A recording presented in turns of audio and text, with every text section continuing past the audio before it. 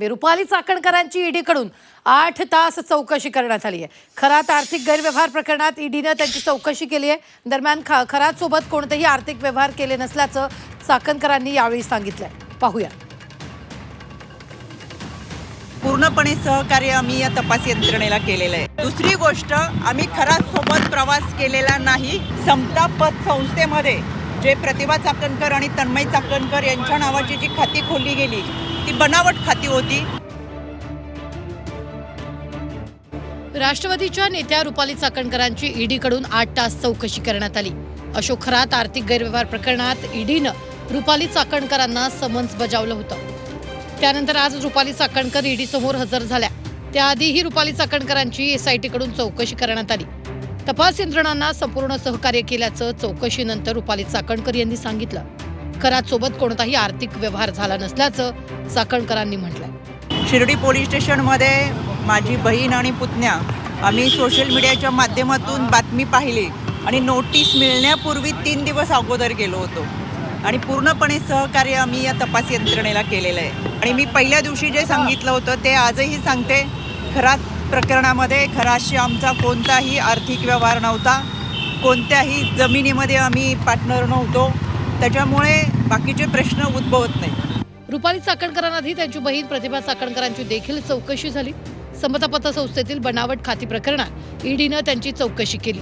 दरम्यान या प्रकरणाची त्यांना कोणतीही माहिती नसल्याचं रुपाली चाकणकर यांनी म्हटलंय। खोट्या कागदपत्राच्या आधारे खरातनं खाते उघडल्याचंही चाकणकरांनी म्हटलेलं आहे। समता पतसंस्थेमध्ये जे प्रतिभा चाकणकर आणि तन्मय चाकणकर यांच्या नावाची जी खाती खोलली गेली ती बनावट खाती होती। त्यामध्ये ही दोघं कधीही समता पतसंस्थेत गेली नव्हती। त्यांना समता पतसंस्था कोठे आहे हे सुद्धा माहीत नाही। त्याच्यामध्ये त्याचा OTP हा खरातकडे जात होता। त्या ठिकाणी या दोघांच्या सुद्धा या खात्यामध्ये कुठेही सह्या नव्हत्या आणि केवळ या दोघांचीच नाही तर जवळजवळ माझ्या माहितीप्रमाणे 125 ते 150 लोकांची बनावट खाती काढलेली आहेत। ज्या व्यक्तीला घरातून चालता सुद्धा येत नाही अशा लोकांची सुद्धा बनावट खाती ही समता पतसंस्था आणि अजून एक पतसंस्था आहे त्याच्यामध्ये काढलेली आहेत। एवढंच नव्हे तर गुवाहाटीच्या दौऱ्यावरही रुपाली चाकणकरांनी स्पष्टीकरण दिले।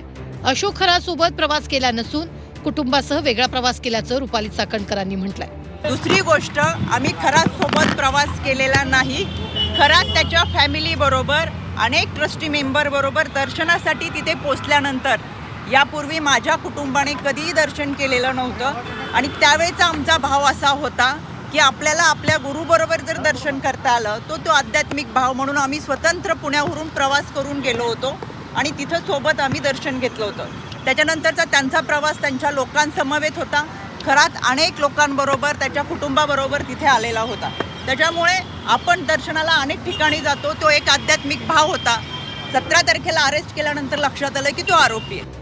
अशोक खरासोबत पूजा करतानाचे चाकणकरांचे फोटो समोर आल्यानंतर त्यांच्यावर विरोधकांनी आरोप केले। तसंच या प्रकरणात रुपाली चाकणकरांना महिला आयोगाचं अध्यक्षपद आणि राष्ट्रवादीच्या प्रदेशाध्यक्षपदाचा राजीनामा द्यावा लागला। यानंतर आता त्या चौकशीच्या फेऱ्यात अडकल्या।